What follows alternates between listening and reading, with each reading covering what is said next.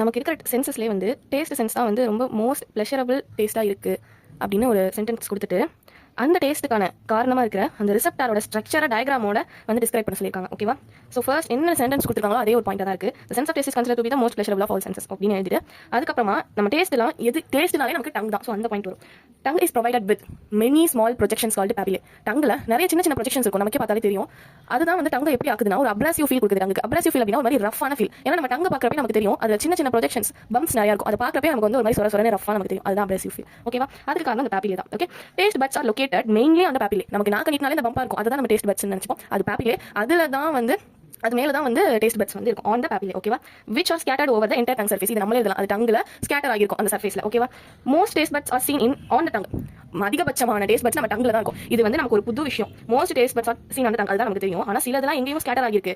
Soft ballot. Soft ballot நம்ம வாய்க்குள்ள இருக்கிற ஒரு பகுதி தான். நம்ம வாயில நிறைய பகுதியில் வந்து டேஸ்ட் பட்ஸ் இருக்கு, அதனால நமக்கு நிறைய இடத்துல நமக்கு டேஸ்ட் உணர முடியும். ஓகேவா? Soft palate, inner surface of the cheeks. நம்ம சாப்பிடும்போது நிறைய கூட அது கடிச்சுப்போம். Inner surface of the cheeks அங்கேயுமே வந்து இது பட்ஸ் வந்து டேஸ்ட் பட்ஸ் இருக்கு. அப்புறம் ஃபேரிங்ஸ், ஃபுட் பைப், அப்புறம் எபிக்ளோட்டிக்ஸ் ஆஃப் த லாரிங்ஸ் அப்படின்னு சொல்லியிருக்காங்க. இந்த எல்லா பார்ட்லயுமே டேஸ்ட் பட்ஸ் இருக்கு. Few of the taste buds மோஸ்டா டங்கோட சர்ஃபேஸ்ல இருக்கும், சில இது வந்து இங்க இருக்கு. ஓகேவா? எபிக்ளோட்டிஸ் அப்படின்னா இந்த ஃபேரிங்ஸையும் லாரிங்ஸையும் சாப்பிட்டு இருக்கும்போது இப்போ நம்ம ஃபுட் பைப்ல தான் வந்து போகணும் ஃபுட். நம்ம தெரியாதமா வந்து லாரிங்ஸ்ல போயிடக்கூடாது, அதுக்காக ஒரு தடுப்பு மாதிரி இருக்கும், அதுக்கு பேர் தான் எபிக்ளோட்டிஸ். அதுலயுமே டேஸ்ட் பட்ஸ் இருக்கும். அப்போ அங்க போய் ஃபுட் பண்ணும்போது நமக்கு வந்து டேஸ்ட் உணர முடியும்ன்றத நம்மளால தெரிஞ்சுக்க முடியுது. ஓகேவா? Taste buds are flask shape. நல்லா இது வந்து ஒரு 1 மார்க்கா வந்து இருக்கும். டேஸ்ட் பட்ஸ் என்ன ஷேப்னா ஃபிளாஸ்க் ஷேப். இதுதான் அந்த ஃபிளாஸ்க் ஷேப், பாத்துக்கோங்க. Flask shape and consist of 50 to 100 epithelial cells. epithelial cells ஒண்ணுல நம்ம ஏதோ ஒரு செல்ல வந்து கவர் பண்ணிக்கக்கூடிய அவுட்டர் சர்ஃபேஸ். ஓகேவா? அதுதான் epithelial cells of two major types. epithelial cellsல 2 பிரியுது. இங்க பாருங்க, டேஸ்ட் பட்ஸ் ஃபிளாஸ்க் ஷேப்ல இருக்கு. அது 50 ல இருந்து 100 epithelial cells வந்து இருக்கு அதுல. ஓகேவா? அதுல 2 மேஜர் டைப்ஸ் என்னன்னா gustatory epithelial cells, இன்னொன்னு basal epithelial cells. ஓகேவா? gustatory epithelial cells இருக்கிறனால தான் நமக்கு டேஸ்ட் தெரியுது, அது டேஸ்ட் செல்ஸ்னு சொல்லுவாங்க. basal epithelial cells repairing cells, அதுதான் பேஸ் அடிப்பகுதி அந்த மாதிரி. ஓகேவா? இப்போ gustatory epithelial cellsல மைக்ரோவில்லி இருக்கும். மைக்ரோவில்லியா உள்ள ஹேர், அவ்வளவுதான். மைக்ரோவில்லினாலும் கஸ்டேட்டரி ஹேர்னாலும் ஒண்ணுதான். ஓகேவா? இந்த epithelial cellsல நமக்கு என்ன இருக்கு? மைக்ரோவில்லி இருக்கு. அது எங்க இருந்து ப்ரொஜெக்ட் ஆகுது அப்படின்னா, ஆமா நான் சொல்ல மாதிரி கஸ்டேட்டரி செல்ஸ்ல தான் ப்ரொஜெக்ட் ஆகுது வருது. And extend through a taste pore. டேஸ்ட்காக போர்ஸ் இருக்கும், அங்க தான் வந்து எக்ஸ்டெண்ட் ஆகுதா to the surface of the epithelium. அந்த எபிதீலியம் சர்ஃபேஸ் வரைக்கும் வந்து எக்ஸ்டெண்ட் ஆகுதுன்னு சொல்லிருக்காங்க. Where they are bath by saliva. நம்ம நாக்குல ஒரு மைக்ரோவில் இருந்துச்சுன்னா அது சலிவால பாத் ஆகும் தான். இதோட ஸ்ட்ரக்சர் எப்படி ஈஸியா வருதுன்னு பார்க்கலாம். ஜஸ்ட் ஒரு பாக்ஸ் மாதிரி போட்டுக்கோங்க.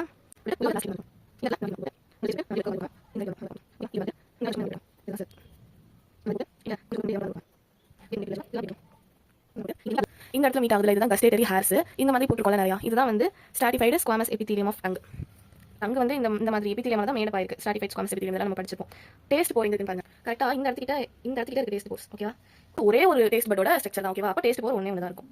கஸ்டேட்டரி எபிதீலியல் செல்ஸ் தான் வந்து நடுவுல இருக்கும். இங்க பாருங்க, இது ரெண்டும் சேர்ந்த மாதிரி. இதுதான் கஸ்டேட்டரி எபிதீலியல் செல்ஸ். பேசல் தான் நான் சொன்னா லாஸ்ட்ல இருக்கும்னு. இந்த இடத்துல பேசல் இருக்கு. ஓகே, இன்னும் இந்த இடத்துல லைட்டா வரும், இப்படி போட முடியும். ஓகேவா? அதுதான் வந்து taste fibres of cranial nerve. Cranial நர்வ்னா என்ன? பிரைனுக்கு போற நர்வ். டேஸ்ட் பட்ஸும் பிரைனும் கனெக்ட் பண்ணதுல அந்த நர்வ் தான் கிரானியல் நர்வ். இப்போ இதுல பண்றது எப்படி நமக்கு டேஸ்ட் தெரியுது? பிரைனுக்கு போறதுனால தான் தெரியுது. அந்த வேர்ட்லாம் இம்பார்ட்டன்ட். இது வந்து கனெக்டிவ் டிஷ்யூ. இந்த மாதிரி போட்டோம்ல, அப்ப இது என்ன இது போட்டோமே அப்படின்னு உங்களுக்கு தோணும். அதுதான் கனெக்டிவ் டிஷ்யூ அப்படின்னு சொல்லிட்டு. கஸ்டேட்டரி ஹேர்ஸ் அது sensitive portion of the gustatory cells. ஏன் சென்சிட்டிவா இருக்குன்னா நமக்கு தெரியும். ஏன்னா அப்படி சென்சிட்டிவா இருக்கிறதுனால தான் நமக்கு டேஸ்ட் எல்லாம் தெரியுது. கஸ்டேட்டரி ஹேர்ஸ் தான் வந்து கஸ்டேட்டரி செல்லோட சென்சிட்டிவான போர்ஷனா. அதுக்கு சென்சரி டென்ட்ரைட்ஸ் இருக்கு.